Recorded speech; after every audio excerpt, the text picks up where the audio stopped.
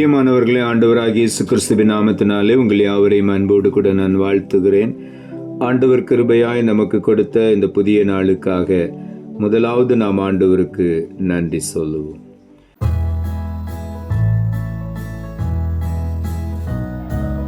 என்னை உமக்கு தந்தே இயேசு நாயகா, இனி நான் அல்ல நீரே இயேசு நாயகா, இயேசு நாயகா, இயேசு நாயகா, இனி நான் அல்ல நீரே இயேசு நாயகா. இந்த நாளுக்கு இந்த ஆண்டவர் கொடுக்கிற ஒரு வார்த்தை சங்கீதங்களின் புஸ்தகம் 132 அதிகாரம் 14வது வசனம். சங்கீதம் 132:14. இது என்றென்றைக்கும் நான் தங்கும் இடம், இதை நான் விரும்பினபடியால் இங்கே வாசம் பண்ணுவேன். இந்த காலை வேளையில் ஆண்டவருடைய வார்த்தை சொல்லுகிறது, இது என்றென்றைக்கும் நான் தங்கும் இடம். நம் ஒவ்வொருவரையும் பார்த்து ஆண்டவர் சொல்லுகிறார், இது நான் தங்கும் இடம், இது நான் தங்கி தாபரிக்கும் ஸ்தலம் என்று நம் ஒவ்வொருவரையும் பார்த்து ஆண்டவராகிய தேவன் இந்த காலை வேளையிலே சொல்லுகிறார். அவர் நமக்குள்ளே தங்கி வாசம் பண்ணும் பொழுது எல்லா ஆசீர்வாதங்களையும் நாம் சுதந்திரித்துக் கொள்வோம்.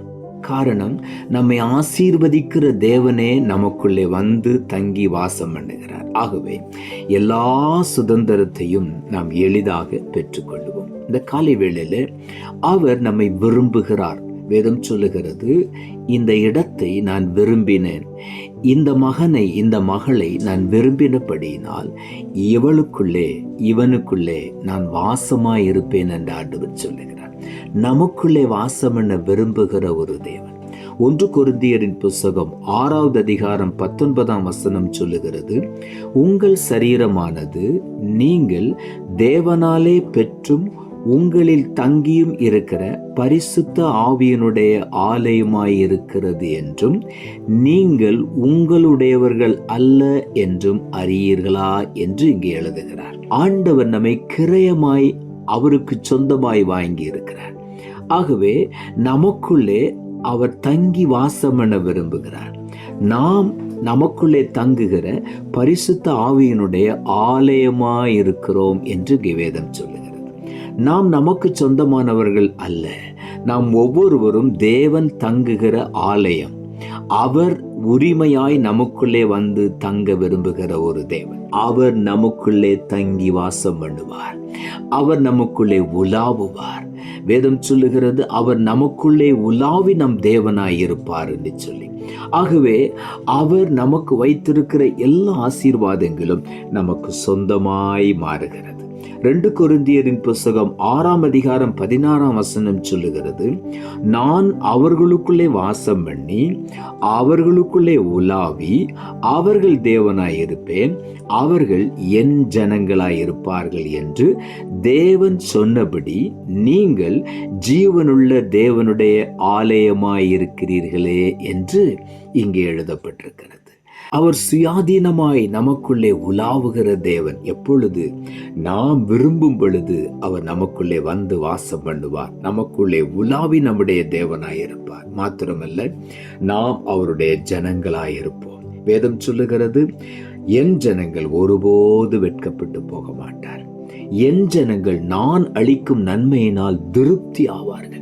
ஆகவே இந்த காலை வேளையில ஆண்டவர் நமக்குள்ளே வந்து வாசமாய் இருக்கும் பொழுது, நமக்குள்ளே உலாவி இருக்கும் பொழுது அவர் சொல்லுகிறார், நீங்கள் என் ஜனங்கள், என் ஜனங்கள் நான் அளிக்கும் நன்மையினால் திருப்தி ஆவார்கள் என்று வேதம் சொல்லுகிறது. இந்த காலை வேளையில நாம் தேவனுடைய ஆலயமாய் இருக்கிறபடியினாலே ஜீவனுள்ள தேவன் நமக்குள்ளே வந்து வாசம் பண்ணுகிறார்.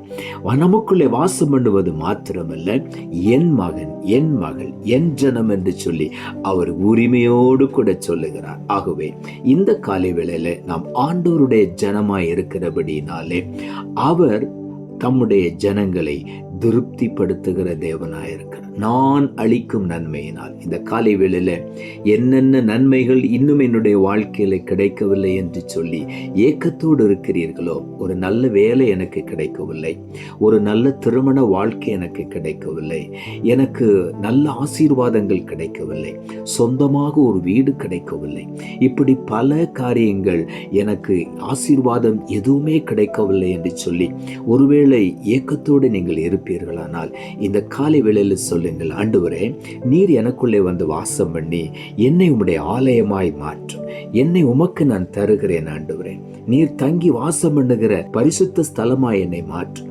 பரிசுத்த ஆவியானவர் தங்குகிற ஆலயமாய் மாற்றும் என்று நாம் ஆண்டவரிடத்தில் அர்ப்பணிக்கும் பொழுது அவர் நமக்குள்ளே உலாவி அவர் சொல்லுவார், நீங்கள் என் ஜனங்கள், நான் அளிக்கும் நன்மையினால் நீங்கள் திருப்தி ஆவீர்கள்.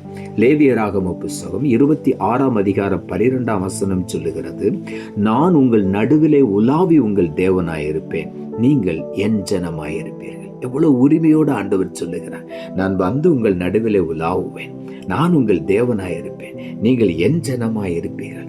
ஒரு நாள் நீங்கள் வெட்கப்பட மாட்டீர்கள். நீங்கள் இதுவரையிலும் வெட்கப்பட்ட இடத்திலெல்லாம் உங்களை கீர்த்தியும் புகழ்ச்சியுமாய் நான் வைப்பேன். காரணம், நான் உங்களுக்குள்ளே வாசமாயிருக்கிறபடியினால். இந்த காலை வேளையில விசுவாசத்தோடு ஆண்டவர் நமக்குள்ளே வாசம் பண்ணுவதை நாம் உறுதிப்படுத்தும் பொழுது நிச்சயமாகவே நம்மை ஆண்டவர் மேன்மைப்படுத்தி கொண்டே இருப்பார். சங்கீதங்களின் புத்தகம் 22 அதிகாரம் 3 சொல்லுகிறது, இஸ்ரவேலின் துதிகளுக்குள் வாசமாயிருக்கிற தேவரீரே பரிசுத்தர் என்று அங்கே எழுதப்பட்டிருக்கிறது. நமக்குள்ளே வாசம் பண்ணுகிற தேவன் பரிசுத்த தேவன்.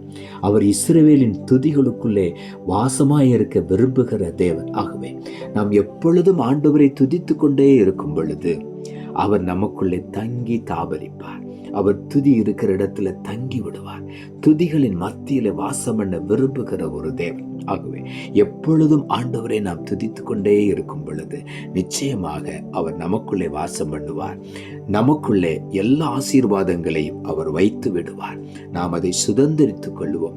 இதுவரையிலும் தடைப்பட்ட நன்மைகள், ஆசீர்வாதங்கள் இன்றைக்கு ஆண்டவரை நம்முடைய உள்ளத்தில் ஏற்றுக்கொள்ளும் பொழுது, நான் உம்முடைய ஆலயம் என்று சொல்லி நம்மை அர்ப்பணிக்கும் பொழுது அவர் நமக்குள்ளே தங்கி நமக்குள்ளே உலாவி நம்முடைய தேவனாயிருப்பார். நாம் அவர் அளிக்கும் நன்மையினால் திருப்தியாவோம்.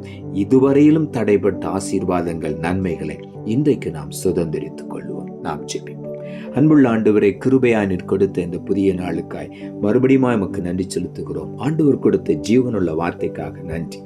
இது என்றென்றைக்கும் நான் தங்கும் இடம், இதை நான் விரும்பினபடியால் இங்கே வாசம் பண்ணுவேன் என்று இந்த காலை வேளையிலே எங்கள் ஒவ்வொருவரையும் பார்த்து உரிமையோடு சொல்லுகிறேன், நீங்கள் தேவனாலே பெற்றும் பரிசுத்த ஆவி தங்கி இருக்கிற ஆலயமாயிருக்கிறீர்கள் என்று சொல்லி, நீங்கள் உங்களுடையவர்கள் அல்ல, நான் உங்களுக்குள்ளே வந்து வாசம் பண்ணுவேன், உங்களுக்குள்ளே உலாவி உங்கள் தேவனாய் இருப்பேன், நான் அளிக்கும் நன்மையினால் உங்களை திருப்தியாக்குவேன் என்று ஒவ்வொருவரையும் பார்த்து இந்த காலை வேளையில சொல்லுகிறபடியினால் உமக்கு நன்றி.